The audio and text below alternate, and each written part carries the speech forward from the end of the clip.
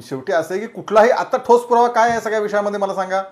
कुणीतरी एक ते ट्विट केलं, कुणीतरी ती क्लिप हे ट्विट केली, त्यात सुद्धा यांचं विरोधकांचं म्हणणं असं आहे त्यामध्ये अजूनही वस्तुस्थिती विधान भवनातले कॅमेरे सगळ्या वस्तू अहवाल समिती नेमली आहे, त्या समितीचा अहवाल येईल, त्याच्यानंतर आपण काही कन्क्लुजनवर पोहोचू शकू ना. पण केवळ विरोधकांनी आरोप केले तरी सुद्धा त्या सरकारने एकीकडे असं एक सरकार महाराष्ट्रातलं होतं की जे कॅबिनेटच्या बैठका सुद्धा घेत नव्हतं.